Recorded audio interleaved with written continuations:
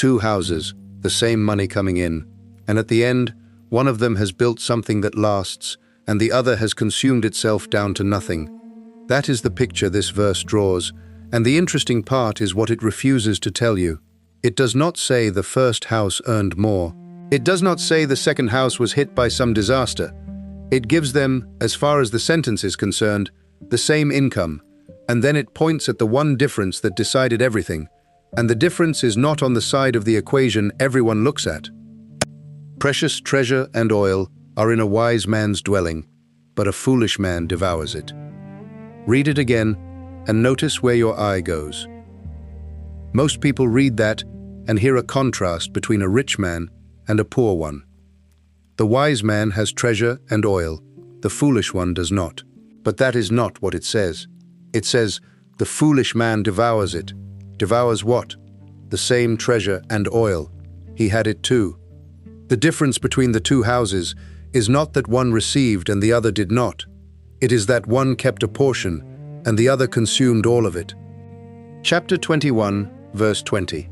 Last week, we talked about the unwatched hours, the time when no one is making you do anything, where your provision is quietly built or quietly spent. This verse is what that looks like at the end of a year. Two households both working through their own unwatched hours, and the ledger at the end tells you which one built and which one spent. So let me put your own household on that ledger as a single line.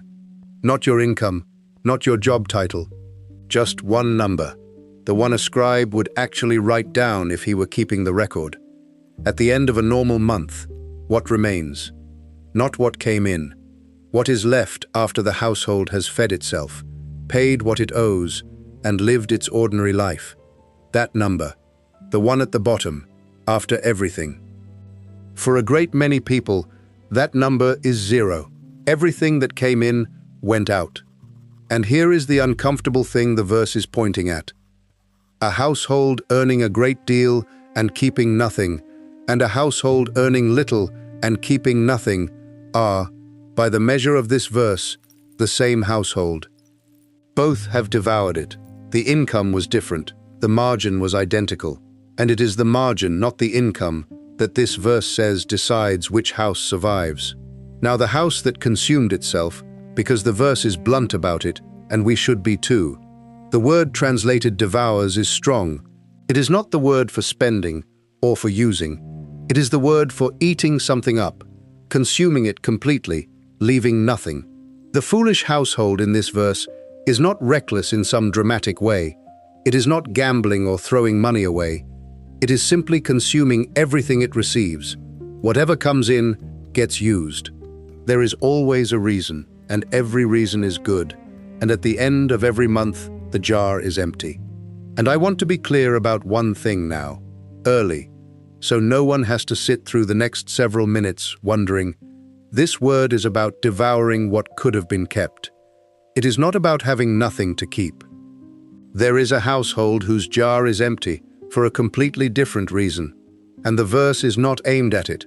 We will come back to that in full, but hold it in mind from here, because everything between now and then assumes it.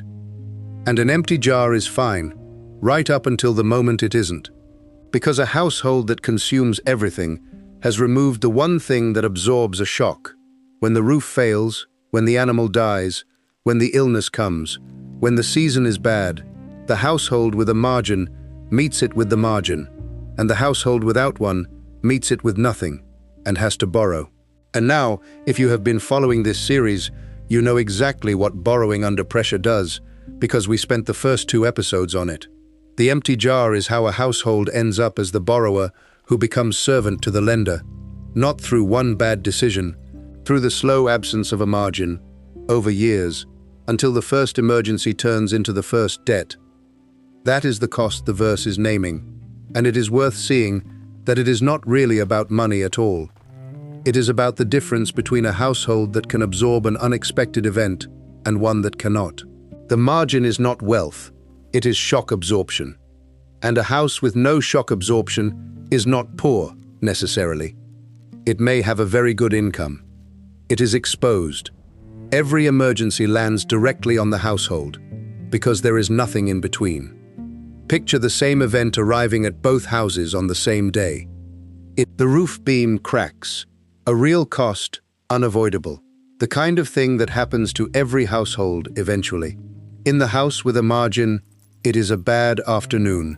The reserve meets it, the beam is replaced, and by the next month, the margin is already rebuilding.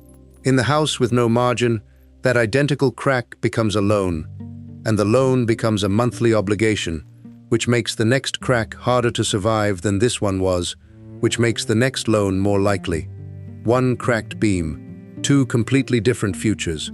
The only difference, on the morning it cracked, was whether anything had been kept back. That is why the verse treats the margin as the thing that decides survival. The second household may run its ordinary life perfectly well. What it has no answer to is the abnormal, and life delivers the abnormal to everyone, eventually. The margin is the household's only private answer to the emergency it cannot predict. Without it, every emergency has to be answered by someone else, a lender, on that lender's terms. Now the verse itself, and the two things it names, treasure and oil, the pairing is deliberate, and it is not two words for the same thing. Treasure is the stored valuable, the thing set aside, held in reserve, not in daily use. And oil is the everyday necessity, the thing consumed constantly, cooking, light, trade, even medicine. One is the long-term reserve, the other is the daily supply. The wise dwelling has both, something held for the future and something running the present. And the point is that a surviving household keeps a layer of each. The text attributed to Solomon reaches for oil specifically, and that choice would have carried weight for the first hearers that it can lose on us, so it is worth a moment. In the ancient economy of Israel, oil was not a minor grocery item. Olive oil was one of the central stores of household wealth. It was food, it was fuel for lamps, it was used in trade and could be exchanged for other goods. It appeared in medicine and in daily care. A jar of oil in the house was not like a bottle of oil in a modern kitchen.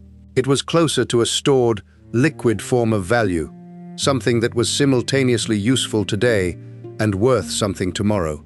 When the text says, "Oil is in the wise man's dwelling," it is describing a household that has kept a reserve of exactly the thing that is both consumable and valuable. The presence of oil in the jar was a visible sign that this household had not consumed to the edge, that it had produced or acquired more than it had immediately used, and held the difference, which is why the empty jar was such a clear and frightening image.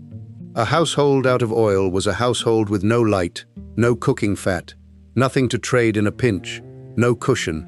It had reached the edge of its own supply, and in a world of one harvest a year and no safety net, reaching the edge of your supply was not an inconvenience. It was the beginning of real danger, because the next shortfall had nothing to draw on. So here is the mechanism, and it is very simple, which is part of why people miss it. There is a threshold, and the threshold is not an amount. It is whether anything at all remains after consumption. Below that threshold, consuming 100% of what comes in, every household behaves the same way, regardless of income, because every household is equally exposed. The high earner who spends everything and the low earner who spends everything both hit the next emergency with nothing between them and it. Above the threshold, keeping even a small portion, a household becomes a fundamentally different kind of thing. It can absorb, it can wait, it can meet the bad season without borrowing. The difference between zero margin and a small margin is not a difference of degree, it is a difference of kind. It is the line the whole verse is drawn around. And notice that crossing that line is not primarily about earning more. You can earn more and still consume all of it. Most people who get a raise do exactly that, and their margin stays at zero while their income climbs. Crossing the line is about the decision to keep a portion before consuming the rest, which is a decision made every time in exactly the unwatched hours we talked about last week. No one requires you to keep a margin. There is no chief, no officer, no ruler standing over the moment you decide to spend the last of it or hold some back. The margin is built in private or not at all. It is worth staying on that point because it is the trap almost everyone falls into and almost no one sees while it is happening. When income rises, consumption tends to rise to meet it, quietly, reasonably, one small upgrade at a time. The slightly better version of the thing you already bought. The convenience that used to feel like a luxury and now feels like a baseline. None of it is reckless. Each step is small and defensible, exactly like the little sleep and the little slumber from last week's passage. And the result is that a household can double its income across a decade and arrive with the same empty jar it started with, because every increase in what came in was matched by an increase in what got consumed, and the margin never moved off zero. This is why the verse is built around what remains rather than what is earned. Earning is visible and it feels like progress. Everyone can see a raise, but the raise does not change which of the two houses you live in. Only the margin does that, and the margin is invisible. It lives in the gap between what you could consume and what you actually consume. And that gap is a choice made silently, over and over, in the hours no one is watching. A household that never opens that gap is the foolish house of the proverb, no matter how much passes through it. A household that opens even a small one and defends it against every reasonable-sounding upgrade is the wise one, again, regardless of the amount, which is the quiet, the difficult heart of the whole thing. The verse is not asking you to earn your way across the line, because earning does not cross it. It is asking you to consume less than you receive, on purpose, by an amount you decide, and to keep deciding it. Every time the income rises, and the pressure to let consumption rise with it, arrives right on schedule, which brings the principle down to your own household. The verse is not measuring what you earn, it is measuring what remains. That is the line. Two houses with identical income are not, by this verse, in the same position. One kept a margin and one did not. And that single difference is the one the text says decides which dwelling stands. Not the size of the reserve, its existence. A small jar with something in it is a different category of house from a jar with nothing. And it means the question to ask about your own household is not, am I earning enough? It may be, and you may still be consuming all of it. The question is whether anything remains after the consuming, because that remainder, however small, is the thing that will meet the next emergency, instead of a loan. Now the part that has to be said with care, because this verse can be weaponized, turned against the very people it was never aimed at. It condemns devouring what could have been kept. It does not condemn having nothing to keep. Those are different households, and the whole honesty of the reading depends on not confusing them. The foolish man in the proverb received enough to hold a margin and consumed it anyway. That word, could have, is doing all the work. But there is a household whose jar is empty, not because anything was devoured, but because what came in never covered food and shelter, and the basics, let alone left a reserve. For that household, the margin is not a decision being refused. It is an arithmetic that does not yet close. And the same wisdom literature is explicit that this second household exists and is not to blame for existing, that there is food in the poor man's field, swept away by injustice, that scarcity is sometimes done to people rather than chosen by them. Poverty, in this corpus, is not a single thing with a single moral attached. So if your jar is empty because the numbers genuinely do not meet, this proverb is not scolding you, and anyone who uses it to scold you has misread it. It is describing a different problem than yours, and the honest first step for you is not guilt. It is the earlier work this series keeps returning to, seeing the actual numbers clearly, which is its own kind of margin and its own episode. So here is this week's question, and there is nothing to write down. At the end of a normal month, is there anything left that you did not have to spend? Any amount at all, not whether it is enough, just whether it exists. If it does, however small, you are already the first house. You have a margin, and the work is to protect and slowly grow it. If it does not, the honest next question is the one the verse actually raises. Not, why don't I earn more, but, is there a single recurring thing I consume that I could keep instead? Sometimes the answer is genuinely no, and that is real. But sometimes the answer is a thing you had stopped seeing, precisely because it happens in the unwatched hours where no one is looking. For any real decision about restructuring what your household spends, the pause still means bringing in someone who can see your actual numbers, a principle this book has its own verse for, and its own episode ahead. 2 houses, the same money in, and the one still standing at the end is not the one that earned more, it is the one that kept a little of what it earned. So the question for the comments, and this one has an action attached. Open your banking record for the last 30 days, the actual list, not your memory of it. Scroll it slowly. Find one transaction you had genuinely forgotten making, a subscription still running, a convenience charge, a purchase that left nothing behind. Just one. Then comment the specific name of it. Not eating out, the place. Not subscriptions. Which one? The delivery app on a Tuesday I wasn't even hungry. The service I've paid for 11 months and opened twice.